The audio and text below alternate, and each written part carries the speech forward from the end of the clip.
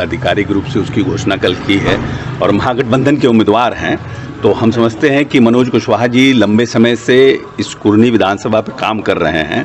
दो तीन बार उनको प्रतिनिधित्व करने का मौका मिला था और उन्होंने अच्छी तरह से विधानसभा का प्रतिनिधित्व किया और बहुत मजबूत उम्मीदवार हैं। इसीलिए हम लोग जीत के प्रति आश्वस्त हैं। बीजेपी कह रही है कि हम अब से लगातार जीतेंगे। गोपालगंज जीते हैं, इसके बाद अब ये यहाँ भी जीतेंगे। गोपालगंज तो देखिए, गोपालगंज की सीट जीतना थोड़ा मतलब कैलकुलेटिव जिसको बोलते हैं, तो कहीं ना कहीं चूक हो गई हम लोगों से थोड़ी बहुत, लेकिन कुर्नी में उस चूक को हम लोग रिपीट नहीं होने देंगे। अच्छा, वीआईपी और एआईएमआईएम यानी ओवैसी की पार्टी का कितना असर पड़ेगा, क्योंकि महागठबंधन का वोट लोग काटेंगे? ये हर जगह देखिए, हर जगह हर कंस्टिट्यूंसी में समीकरण डिफरेंट होता है। एमआईएम तो पूरी तरह से भारतीय जनता पार्टी की बी टीम है और इस प्रदेश में माइनॉरिटी के वोट का कैसे बिखरा, आधिकारिक रूप से उसकी घोषणा कल की है और महागठबंधन के उम्मीदवार हैं। तो हम समझते हैं कि मनोज कुशवाहा जी लंबे समय से इस कुरनी विधानसभा पर काम कर रहे हैं।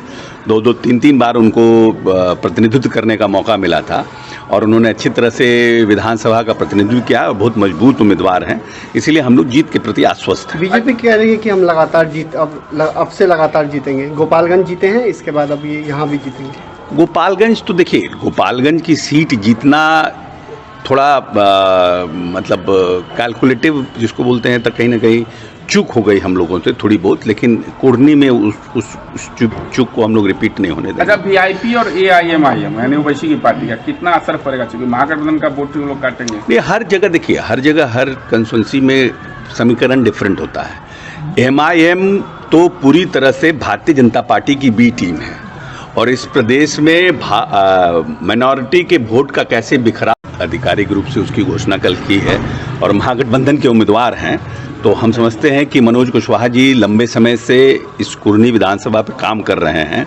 दो तीन बार उनको प्रतिनिधित्व करने का मौका मिला था और उन्होंने अच्छी तरह से विधानसभा का प्रतिनिधित्व किया और बहुत मजबूत उम्मीदवार हैं।